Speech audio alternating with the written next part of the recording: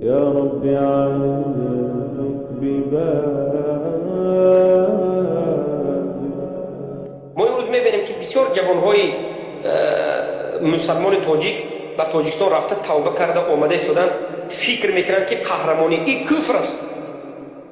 لشکران طاغوت یک قاعده نو برآوردند: جوان تاجیکی که گناه ندارد، هیچ مشکلی ندارد، میگویند که تو اول توبه کن، تو بیا از ما بخشش پرس، توبه کن ما تو را میبخشیم. جناب عالیش کافر مشرک لعنه الله میبخشد. این جوان تاجیک مثلا مرا اگر باید، من چی گناه کردم که من باید طلبی بخشش کنم؟ مثلا شما رو بگو توبه، از چی توبه کنم؟ از عقیدت بکن. تو از همین بگو که من نماز میخوندم، من موحدی میکردم ولی خطا کردم، اکنون فهمیدم که خطا کردم، من از این راه هم بازگشتم. این کفر است، این کافر شدن است. عیناً همون پیشنهادی ابو جهل و بلال است. و بلال پیشنهاد چی کردن؟ و بلال رضی الله عنه گفتن که شرک می‌ورزی الهی معبد. به حضرت عمار چی گفتن؟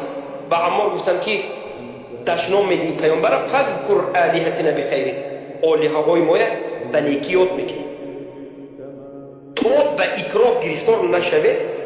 این عمل به لبیک گفتن، توبه کردن از عقیده خود کفر صریح اکبر است. کفر صریح اکبر است.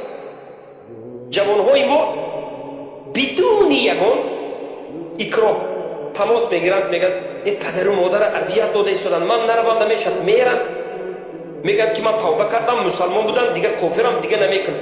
برادرم شوخی نه، دینداری شوخی نه، دینداری آسان نیست. ترسو نشو، بزدل نشو، صادق باش، بیست جنت رفتن میخواهی، زوگی الله میخواهی. کی به تو گفتی دینداری آسان است؟ مگر پیامبر نگفتن که القابض علی دینه کالقابض علی جمره؟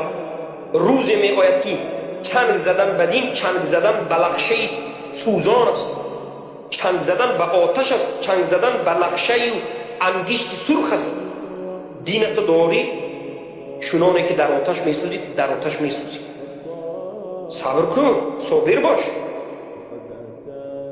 همراه طالب علمان موحد اهل سنت باش.